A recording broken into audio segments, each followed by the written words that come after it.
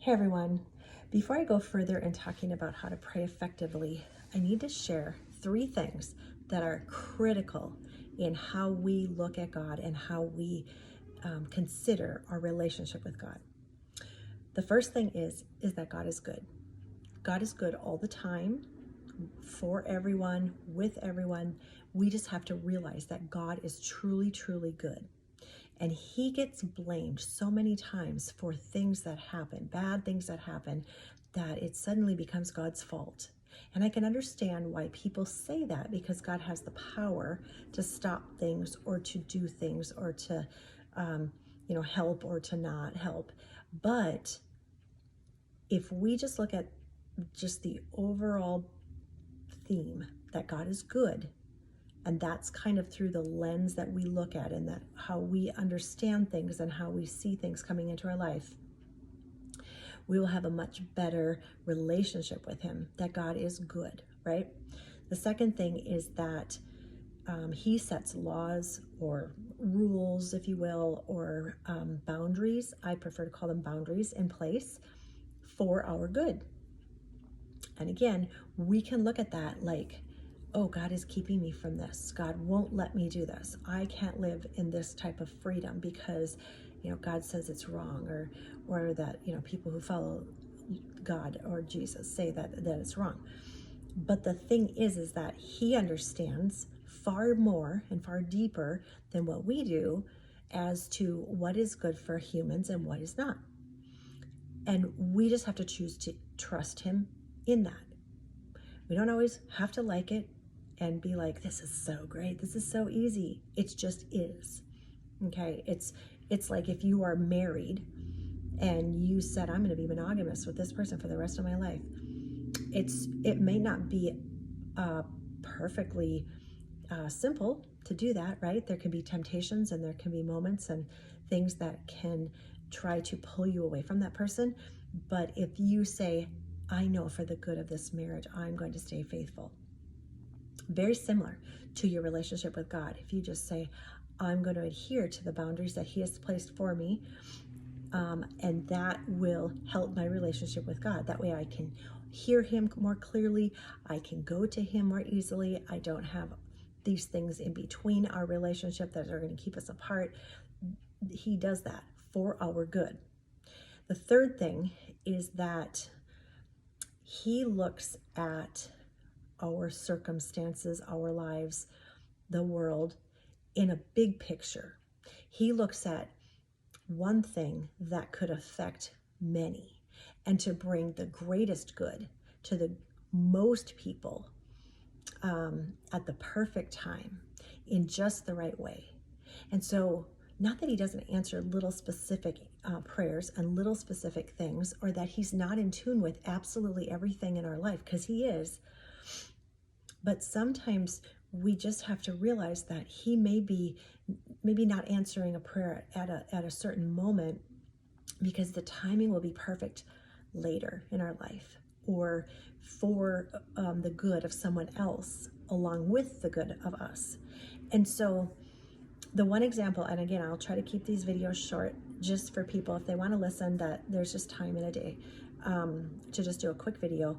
But when I lost my husband in 2010, I didn't even know if I could survive it. I was so heartbroken. It was so abrupt because he died in an accident, and my kids were 12 and 14 years old. We had a business that my husband was the key person for, and I was so distraught and so broken and so shattered. I didn't even know that first year. I had so much on my plate, and I was so just wrecked by his death that I was like, how can any good come out of this? Okay, it'll be 14 years in May since he's been gone. And I literally had one of my kids say, I don't know if I would have served the Lord or if I would be a Christian today if Dad were still alive, because we had a really good life. We had a really, not an easy life. There were still troubles, there were still things, but there was just a lot that didn't draw us to the Lord, that we could have, lived differently.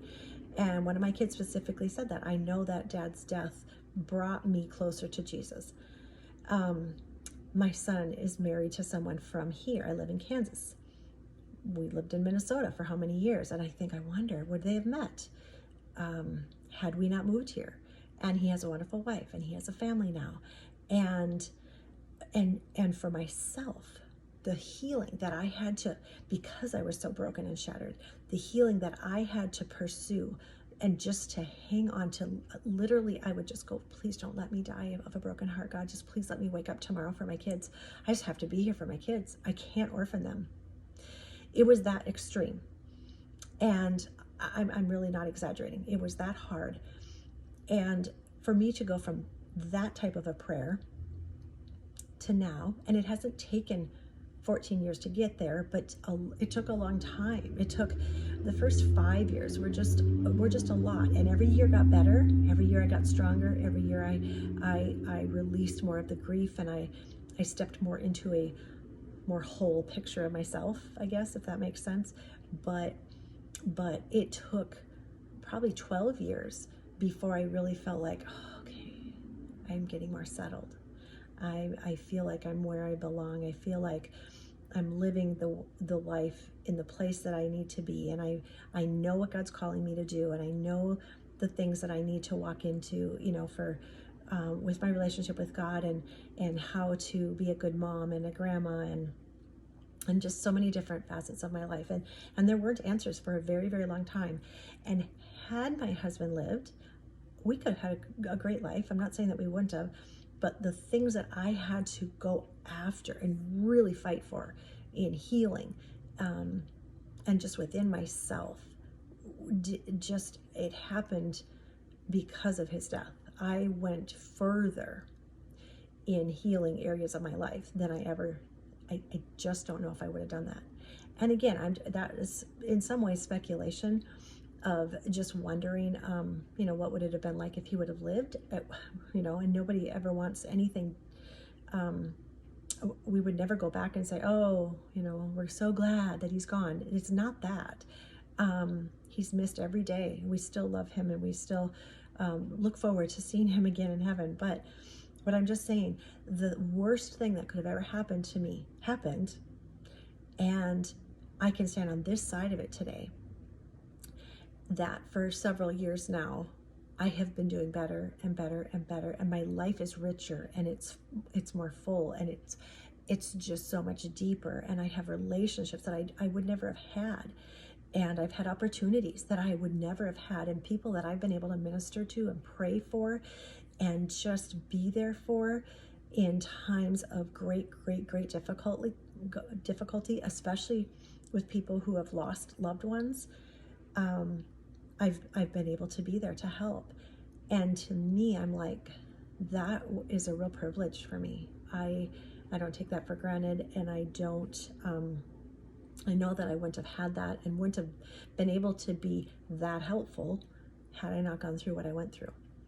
So that's just a very small and short picture of things, but it's really critical that we understand that in our life and in our relationship with God, we have to always look at really through the lens, I guess, that God is good, that he has our best interest in mind. He's looking at the big picture. He's managing not just 100 or 1,000, but probably 1,000,000 different aspects of the outcome of things.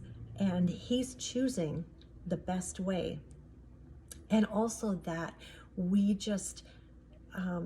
don't have to love it, at least not initially, because there's been things I've really fought over the years, but we need to just submit and surrender to the things of God, of how he would ask for us to walk on this planet and on this earth.